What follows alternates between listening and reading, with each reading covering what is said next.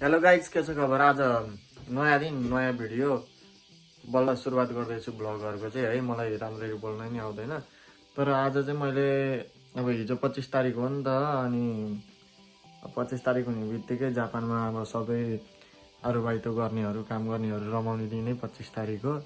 त्यसपछि भोलिपल्टबाट रमाउँदैनन्, फेरि कामतिरै हो। अब आएको जति सबै भ्याइन्छ, अब के गरी रमाउनु बिचरा। त्यस्तै अब म पनि एसबिआई कार्ड बनाएको थिएँ कि अब नेपाल पैसा पठाउनको लागि यो एसबिआई कार्ड होइन। अनि एसबिआई कार्डबाट चाहिँ मैले 4-5 जनाको बनाइदिएको थिएँ। अब अरू साथीहरूलाई पनि त थाहा हुँदैन नि त कसरी नेपाल पैसा पठाउने, के गर्ने भनेर थाहा हुँदैन। अब त्यही कारणले गर्दा चाहिँ म आज चाहिँ यो एसबिआई कार्डबाट नेपाल पैसा कसरी पठाउने भनेर चाहिँ सिकाउन गइरहेको छु। अब चाहिँ म यो कार्ड लिएर जान्छु, अनि यो कार्डबाट चाहिँ जेपी पोस्ट ब्याङ्कबाट र लसओन ब्याङ्कबाट पैसा पठाउन मिल्छ यहाँ लेखेको छ है। मेनुअल उसहरू लेखेको छ। अब यो हेरेर गर्नुभयो भने पनि हजुरहरूलाई सजिलो हुन्छ। यो हेरेर गर्नुभयो भने यो दुईटाबाट चाहिँ पैसा पठाउन मिल्छ नेपालमा। अनि म चाहिँ अब अहिले एकछिनमा जेपी पोस्ट ब्याङ्क जान्छु। जेपी पोस्ट ब्याङ्क गएर चाहिँ पहिला त पैसा निकाल्छु, पैसा निकालेको भिडियो पनि बनाउँछु। पैसा निकाल्छु अनि चाहिँ पैसा हाल्छु, त्यो भिडियो पनि बनाउँछु। तपाईँहरूले पुरा भिडियो हेरेर लाइक, कमेन्ट, सेयर र आफ्नो अब साथीहरूलाई थाहा हुँदैन नि त कतिलाई। अब थाहा नभएको साथीहरूलाई यो भिडियो पठाउन पनि सक्नुभयो। आफूलाई थाहा छैन भने यो भिडियो हेरेर तपाईँले नेपाल पैसा पठाउन नि सक्नुभयो। नयाँ आउनेहरूलाई अथवा कोही थाहा नभएकोहरूलाई चाहिँ अब यसरी हो है पैसा पठाउने भनेर सेयर गरिदिनु होला है त। अनि कार्ड बनाउनु पऱ्यो, कसैलाई नेपाल पैसा पठाउने कार्ड बनाउनु पऱ्यो, केही गर्नु पऱ्यो भने चाहिँ मलाई यही भिडियोमा कमेन्ट गरिदिन पनि सक्नुहुन्छ है त, म बनाइदिन्छु। गाइज, हामी चाहिँ अब पैसा हाल्न जानु लाग्यो। अब जेपी पोस्ट ब्याङ्कमा गएर पहिला पैसा निकाल्छौँ अनि हाल्छौँ। हेर्नु होला, हाम्रो यो साथी चाहिँ साथ दिन जानु लाग्यो आज मलाई होइन।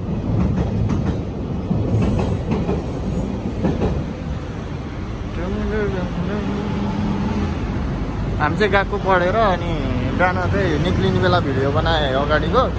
अनि चाहिँ अहिले गएको पढेर हेर जानुभएको माथि चाहिँ रेल हिँड्छ गाइज।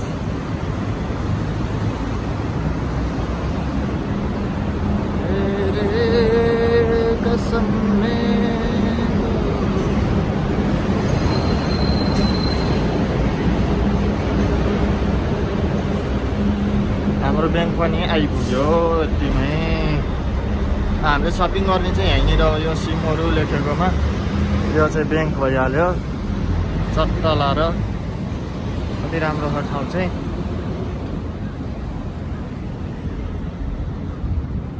हामी चाहिँ यहाँ गएर टक्क लाएर पैसा हालिन्छ। भ्यू चाहिँ सही आउने कि पैसा हाल्न आएको गाई चाहिँ मान्छेहरू यहाँ। मैले आज पैसा हाल्न आएको मान्छेहरू यहीँ रहेछ यिनीहरू त। हामी चाहिँ यहाँबाट पैसा हाल्ने अब गाई। हामी चाहिँ जेपी पोस्ट ब्याङ्कमा आएर योबाट पैसा निकाल्दैछौँ है। यसलाई इङ्ग्लिस गरौँ। पैसा निकाल्न पऱ्यो नि त। विथड्र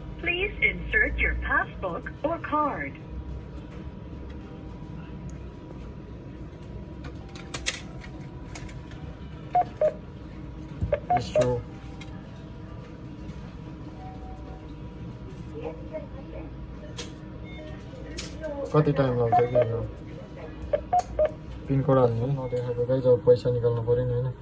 1,24,000 1,10,000 10,000 लाख।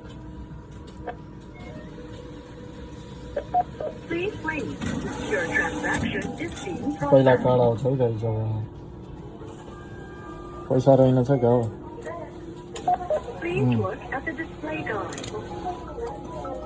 पैसा रहेनछ, पैसा रहन्छ भने यसरी आउँछ फेरि है त। यसमा गर्ने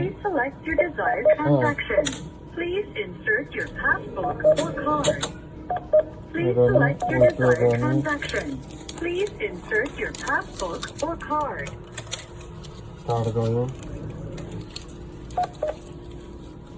इस्यु गर्ने।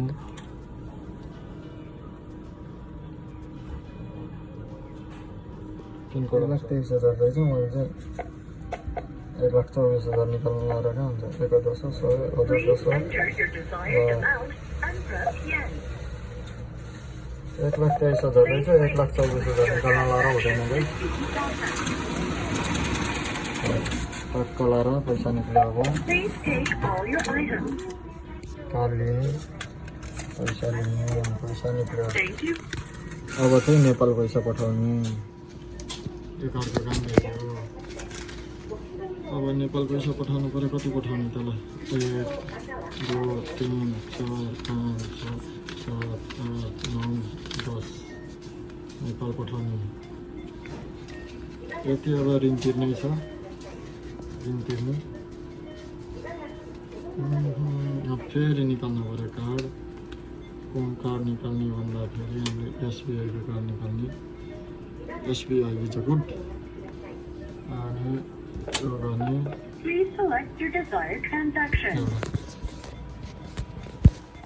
कहाँ गयो? इङ्ग्लिस गर्ने डिपोजिट गर्ने तेर्सुरबाट है के भन्छ अरे इङ्ग्लिस गर्ने डिपोजिट गर्ने। अनि यो कार्ड एसबिआईको कार्ड यो चाहिँ त्यही एटिएम छिराउने ठाउँमा छिराउने होइन भयो। अनि इस्यु गर्ने अनि इन्टर गर्ने फेरि इन्टर गर्ने अनि यहाँ पैसा हाल्ने अनि लाग्यो डक्टर गन्छ। अब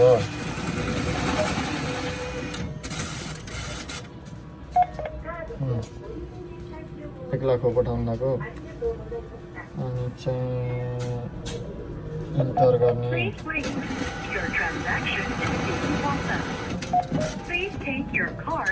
आयो पैसा गयो। थ्याङ्क यू हेरिदिनु भएकोमा धन्यवाद। अब लसुनबाट हाल्दैछौँ हामीले पैसा।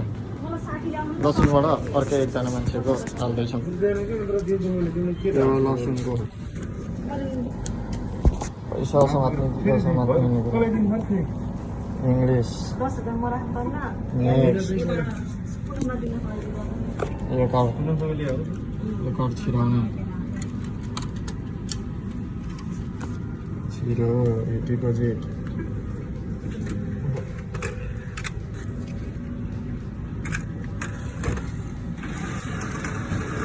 आज 2टा काम एकैचोटि गरियो। लसुन पनि भयो यसको पनि भिडियो भयो। किन देखा कौन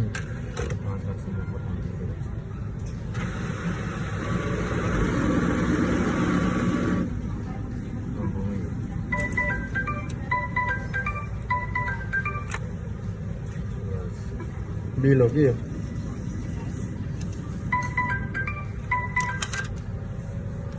भयो पैसा गयो।